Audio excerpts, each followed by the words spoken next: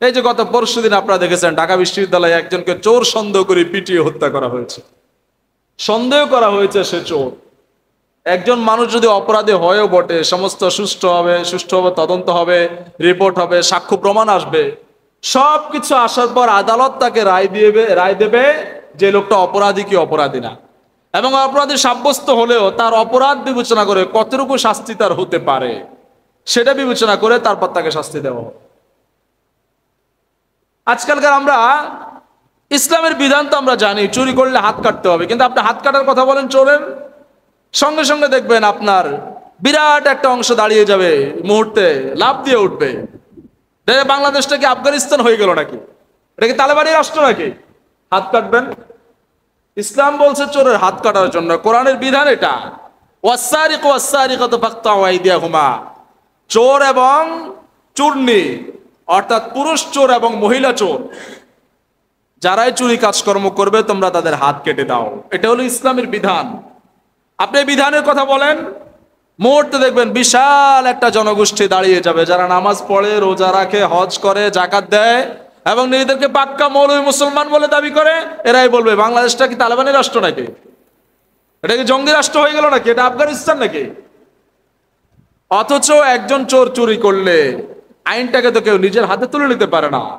দেশে আইন আছে, শাসন আছে, আদালত আছে, সেখানে উত্থাপন করা হবে। তার অপরাধ বিবেচনা করে আদালত রায় দেবে, সেই বিবেচনায় তার শাস্তি হতে পারে। কখনোই একজন মানুষের শাস্তি মৃত্যুদণ্ড হতে পারে না। চুরির শাস্তিতে কখনোই মৃত্যুদণ্ড হতেই পারে না, ইসলাম সেটা দেয় নাই। হাত কাটার কথা বললে সহ্য হয় না, কিন্তু মসজিদে জুতা চুরিতে ধরা পড়লো মাত্র 30 টাকার জুতা, 200 টাকার জুতা, 500 টাকার জুতা, সে চোরকে পিটিয়ে হত্যা করেছে, এরকম ইতিহাস নাই? আপনারা দেখেন না অনেক জায়গায় কত ঘটনা রয়েছে, মসজিদের জুতা চোরকে পিটিয়ে হত্যা করে ফেলেছে। একটা জুতার দাম কত? এক জোড়া জুতার দাম কত? 200 টাকা, 50 টাকা, 100 টাকা জুতার বিনিময়ে একজন মানুষের জীবন কেড়ে নেওয়া হলো। গত পরশুদিন ঢাকা বিশ্ববিদ্যালয়ের শিক্ষার্থীরা একটা মানুষকে হত্যা করে ফেললো পিটিয়ে। কতটা নির্মম হতে পারে? এরা নাকি শিক্ষার্থী। শিক্ষার্থী, এত উচ্চ শিক্ষার্থী হওয়ার আগে মানুষ হওয়াটা খুব বেশি প্রয়োজন। বিবেক বোধটা ভিতরে থাকা দরকার, বিবেকটা একটু থাকা দরকার। আপনি যদি মৃত মানুষের মৃত্যু দেখে যদি আপনার ভিতর মধ্যে কোনো কম্পন সৃষ্টি না হয়, আপনার কাছে যদি খারাপ না লাগে, তাহলে আপনি জীবিত নেই, আপনিও মরে গেছেন। বিবেকে বাঁধতে হবে। বিগত সরকারের আমলে এবং বিশেষ করে রিসেন্টলি যে আন্দোলন হলো, সেখানে 1-1.5 মানুষকে হত্যা করা হয়েছে। সারা দেশব্যাপী, দেশ বিদেশ সবাই এখানে প্রতিবাদ জানিয়েছে মানুষ হত্যার বিরুদ্ধে। এর মানে সেই হত্যাকাণ্ডটা যেমন অবৈধ, পরবর্তীতে যারা ক্ষমতা আসবে তারা যদি কোনো হত্যাকাণ্ড করে সেটা যে বৈধ হবে তাও কিন্তু নয়। প্রত্যেকটা হত্যাকাণ্ডই অপরাধ বলে বিবেচিত। আচ্ছা, কে অধিকার দিল তাদেরকে হত্যা করা? কেন তারা এই কাজগুলো করলো? সে বারবার বলছে আমি চুরি করি নাই। তাহলে চুরি করার জন্য তো এখানে সাক্ষ্য প্রমাণ লাগবে, সবকিছু প্রমাণ করে তারপর তাকে পুলিশে সোপর্দ করা হোক, আদালতে হস্তান্তর করা হোক, তারপর তার বিচার হোক। অত্যন্ত উল্লাসী ভাবে যে মানুষের বিবেক বুদ্ধি কতটা পচন ধরলে মানুষ এত নিকৃষ্ট পর্যায়ে গিয়ে পৌঁছতে পারে।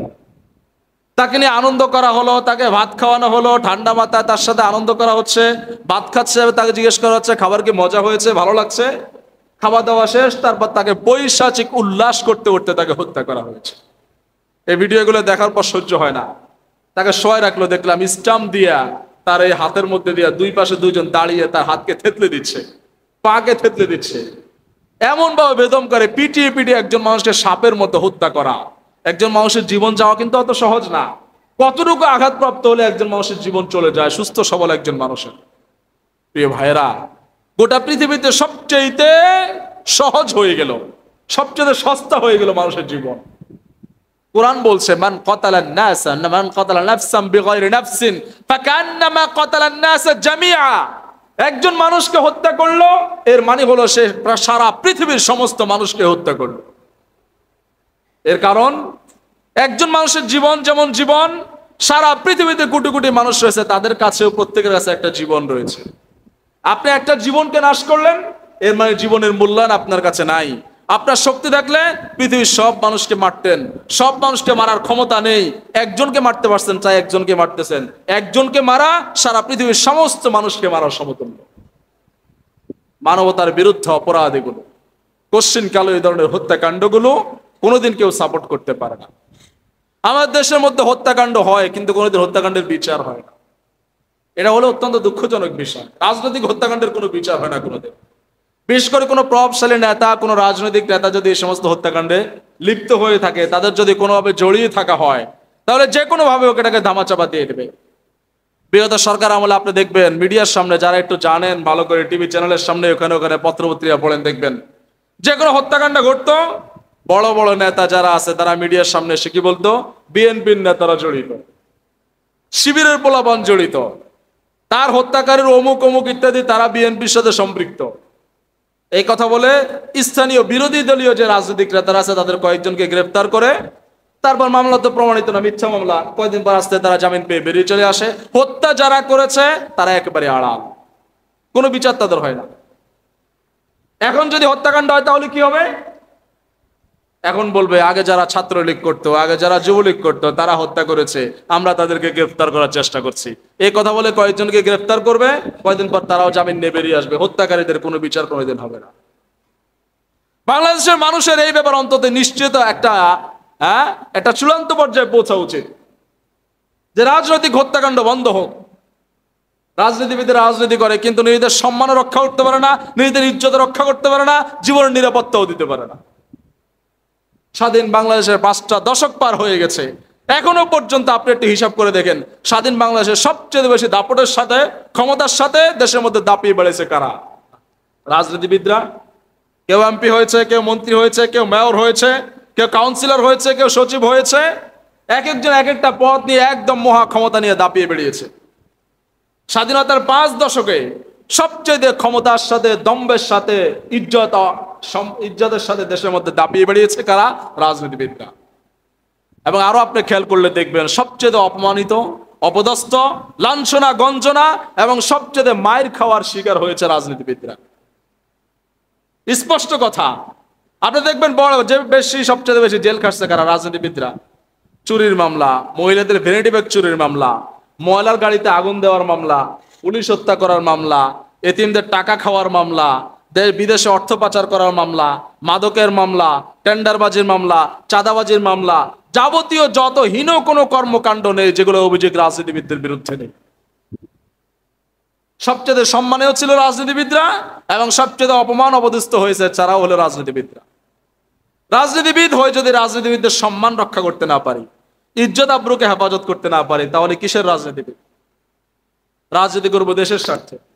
আমার দেশের মধ্যে বড় বড় যত রাজনৈতিক লিডাররা আছে আপনি দেখেন সবার জীবনেই বড় বড় ধরনের দুর্ঘটনা আছে। আমাদের মহান স্বাধীনতার স্থপতি বঙ্গবন্ধু শেখ মুজিবুর রহমান, রাজনৈতিক এত বড় নেতা, তাকে অত্যন্ত নির্মম ভাবে সপরিবারে হত্যা করা হয়েছে। আরো একজন বড় নেতা শহীদ প্রেসিডেন্ট জিয়াউর রহমান, তাকেও নির্মম ভাবে হত্যা করা হয়েছে।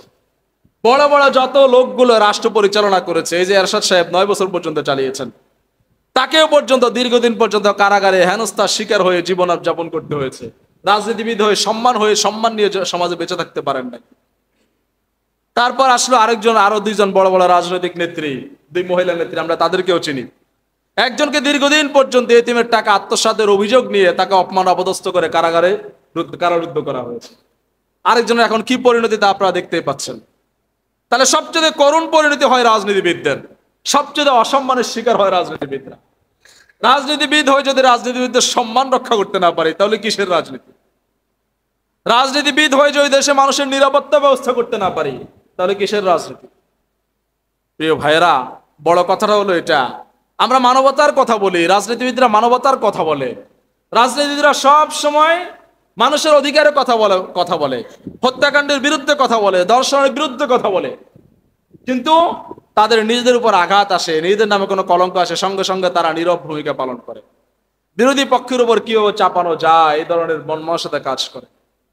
আমাদের দেশের মধ্যে রাজনীতিবিদ যারা আছে, এখন তো অনেক উত্থান পতন হয়ে গেল, এদেশের জনগণের সিদ্ধান্ত নেওয়ার সময় এসেছে যে কোনোভাবেই কোনো ধর্ষক যারা আছে তাদের পক্ষ নেওয়া যাবে না, কোনো লুণ্ঠনকারী, কোনো চোর, কোনো দুর্নীতিবাজের পক্ষ নেওয়া যাবে না। একজন লোক ধর্ষণ করার পর তাকে আদালতে উঠানো হয়, তার পক্ষে আইনজীবীরা কোন লজ্জায় দাঁড়ায়। এরা নাকি ব্যারিস্টার, বড় বড় চাকরি করে, বড় বড় শিক্ষা অর্জন করে আসছে দেশ বিদেশ থেকে, এরা এসে দর্শককে বাঁচানোর জন্য জীবন মরণ লড়াই করে যায়, কি না এর বিনিময়ে কয়টা টাকা পাবে। টাকা পাওয়ার জন্য যদি একজন ধর্ষককে রক্ষা করার জন্য লড়াই করতে নামে, শুধু টাকা অর্জন করার জন্য একজন খুনিকে রক্ষা করার জন্য নামে, এই শিক্ষা দিয়ে কি হবে? এই শিক্ষা দেশ জাতির জন্য কি লাভ বয়ে আনবে? প্রিয় ভাইয়েরা, সময় এসেছে বিশ্বনবী মুহাম্মদ রাসূলুল্লাহ সাল্লাল্লাহু আলাইহি ওয়াসাল্লাম যে আদর্শ আমাদের মাঝে রেখে গেলেন, সে আদর্শকে আজকে বাস্তবায়ন করার সময় এসেছে। কে কোন দলের কোনো বিষয় না। অপরাধীর সবচেয়ে বড় পরিচয় একটাই, সে হলো অপরাধী, এছাড়া কোনো পরিচয় হতে পারে না। রাসূল পাক সাল্লাল্লাহু আলাইহি ওয়াসাল্লাম তার নিজ সাহাবীদের বিরুদ্ধে অসংখ্য রায় দিয়েছেন। স্পষ্ট হাদিসের মধ্যে উল্লেখ আছে, তার নিজ সাহাবীরা অপরাধ করেছে, তারা কোনোদিন ছাড় দেন নাই। একজন মহিলা জিনা করেছিল, তার জিনার শাস্তি প্রয়োগ করা হচ্ছে। অনেকের মন খারাপ হচ্ছে যে এতটা নির্মম ভাবে একজন মানুষকে হত্যা করা হচ্ছে। রাসূল পাক সাল্লাল্লাহু আলাইহি ওয়াসাল্লাম বলছেন, আমার মেয়ে ফাতেমা যদি এই ধরনের অপরাধ করত, আমি তাকেও শাস্তি দিতে আমার হাত কাঁপতো না, বুক কাঁপতো। এই ছিল ইনসাফের কথা। আজকে বিশ্বব্যাপী শুধু অরাজকতা অরাজকতা, রাজনৈতিক হত্যাকাণ্ড, অরাজনৈতিক হত্যাকাণ্ড, কোনো হত্যাকাণ্ডের বিচার নেই। পৃথিবীতে সবচেয়ে সস্তা হয়ে গেল মানুষের জীবন, সবচেয়ে সস্তা হয়ে গেল মানুষের জীবন। এই সংস্কৃতি থেকে আমাদেরকে বেরিয়ে আসতে হবে। ইসলাম পৃথিবীতে এসেছে মানুষের জীবনের নিরাপত্তার জন্য। ইসলাম পৃথিবীতে এসেছে মানুষের সম্মানের নিরাপত্তার জন্য। ইসলাম পৃথিবীতে এসেছে মানুষের জানের নিরাপত্তার জন্য। ইসলাম পূর্বযুগের চিত্রটা যদি আমরা দেখি, সেখানে ইসলাম পূর্বযুগে মানুষের জানের যেমন নিরাপত্তা ছিল না, ইজ্জত সম্মানের নিরাপত্তা ছিল না, মানুষের সম্পদেরও নিরাপত্তা ছিল না। রাসূল পাক সাল্লাল্লাহু আলাইহি ওয়াসাল্লাম ইসলাম বিজয় করলেন, মক্কায় 13 বছর কাটিয়েছেন, মদিনায় 10 বছর কাটিয়েছেন।